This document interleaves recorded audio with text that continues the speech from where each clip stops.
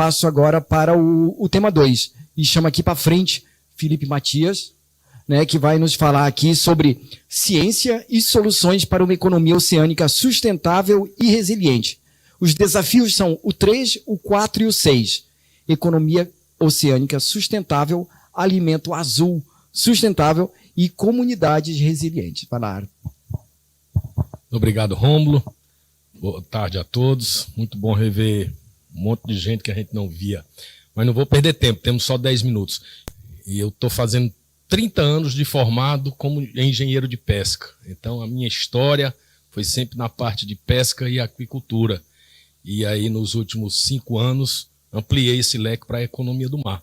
Né? Comecei na FUNCAP como cientista-chefe de pesca e aquicultura, e a FUNCAP transformou também, agora tem o cientista-chefe de economia do mar, que é vinculado à Secretaria de Pesca e Aquicultura do Estado. Bem, então, como eu disse, 2 ou 3 slides que são de conceito, eu não vou encher o saco de vocês com o texto, mas Bárvia, em 2016, coloca que a economia do mar se refere a um modelo econômico sustentável que é baseado nos oceanos e dos ecossistemas costeiros e marinhos, de forma geral.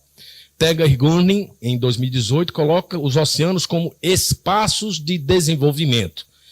E aqui já vem a questão do primeiro desafio. Ordenamento do território que integra conservação e uso sustentável. Já tem um conflito. Nós temos que ter conservação, mas temos que ter uso sustentável. Como equilibrar isso? E a outra parte de conceito, Albuquerque coloca que a economia do mar é caracterizada por um conglomerado de setores, de indústrias, de clusters, que são interligados e independentes entre si, porém estão conectados diretamente ao mar em sua atividade empresarial. Então, nós temos um conjunto de setores que estão conectados pelo mar e que precisam conviver. Pois não, então pode passar. Esse é o primeiro desafio da economia oceânica sustentável. E aí, trazendo para o Ceará, nós temos diversas indústrias ou subsetores que são considerados relevantes no quadro da economia aqui do Estado. Isso já ainda pelo trabalho da FIEC, lá da Price, que coloca aí transportes marítimos, portos, logística. Eu grifei pesca, aquicultura e indústria do pescado porque vem para o outro desafio, que é a questão do alimento azul. O entretenimento, desporto, secretária, o turismo, cultura e energia. Então, nós temos um conglomerado de setores que já fazem parte da economia do Estado e outros novos que estão vindo que vão agregar com esses outros aí. Nós temos que discutir e ordenar dentro daquela ótica de conservação e uso sustentável. E aí entra totalmente dentro da minha área nesse outro desafio, que é a questão do alimento azul.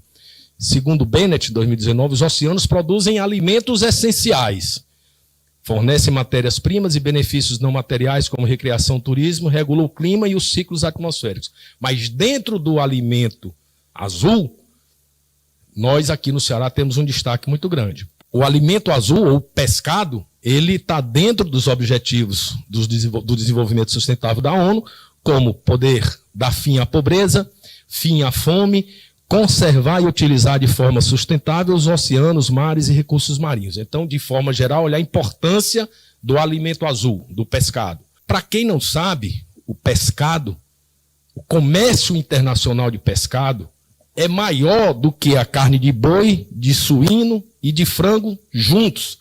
Mais da metade do comércio mundial de carnes é de pescado, 50,3%. No Brasil, nós ainda não temos essa cultura forte, mas o mundo já acordou para a importância do alimento azul. E aí, trazendo mais para a nossa área, a The Economist coloca a Revolução Azul como a aquicultura, né? Os cultivos que geravam algo em torno de 280 bilhões de dólares. E, para minha surpresa, eu estava trabalhando num documento hoje de manhã, já chega a 296 bilhões de dólares, ou seja, quase 300 bilhões de dólares no mundo pela aquicultura. Nós não temos ainda uma aquicultura marinha dentro do mar. Nós temos a questão do camarão aqui no Ceará, mas não no mar. Tá? Então, só para que a gente se situe. E aí eu procurei buscar, com o ChatGPT, né, essas figuras. Nós somos o maior produtor de lagosta do Brasil. Nós somos o maior produtor de camarão cultivado do Brasil. Nós somos o maior produtor de atum do Brasil. E nós somos o maior exportador de pescado do Brasil. E na nossa bandeira tem uma jangada de pesca. Então, olhem só a importância do que é o alimento azul para o nosso estado. Tá? Essa daqui são imagens reais, não é? Não são do ChatGPT. Lá de Itarema, o nosso atum. Até eu disse, eu pedi autorização para o Bel, né? E disse, não, Bel, mas eu vou citar que foi vocês lá, tá? Minha cara não é história de pescador, não, tá? E o terceiro desafio que a gente tem que me foi pedido para falar, as comunidades resilientes. O Voya e outros autores, Schutter e Hicks, afirmam que existe um conflito entre o uso sustentável, crescimento econômico e a necessidade de alinhar a implementação de acordo dos vários grupos. Então, temos o desafio do desenvolvimento econômico, mas temos a questão de gerenciar isso. Para onde vai esse desenvolvimento econômico e o respeito às comunidades. Perfeito. Os conflitos existentes implicam uma disputa pelo acesso a recursos, valores, tradições, perspectivas e culturas. Todo este bolo está envolvido no conflito da economia do mar. E o escopo do conflito marinho costeiro vai além da questão financeira, né? Nós temos uma questão de justiça, bem-estar e boa governança. O Ceará avançou muito há algum tempo atrás na economia do mar. E depois a gente deu na minha opinião, uma estagnada, né? Nós colocamos muita estratégia e agora a gente precisa ir para a prática. A partir disso, pode-se receber a relevância do equilíbrio entre o interesse econômico das atividades e os interessados. Por isso, é necessário considerar a participação e engajamento de todos os stakeholders. Não pode ser só, eu gero emprego, eu vou gerar divisas. Nós temos que ter também outras vertentes que têm que estar em jogo. E ouvindo todos os stakeholders, tá? Não somente com discussões de audiência pública. Nós temos que ter a discussão de participação e nas tomadas de decisão. Dizer que teve audiência pública e por isso as comunidades foram envolvidas, não dá mais. Nós temos que superar isso daí. Então, pessoal que trabalhava aqui sobre a coordenação do Arthur Bruno, né, no país estão fazendo a questão do planejamento do estadual, o planejamento do mar, né, planejamento estadual marinho, PEM, e nós vamos precisar trabalhar isso daí, né? Nós tínhamos um projeto, nós precisamos avançar com este projeto. O país está fazendo isso de forma geral, mas nós precisamos fazer aqui no estado para gerenciar todo esse conflito da conservação e uso sustentável. Nós não conseguimos ainda efetivar a questão do planejamento estadual marinho.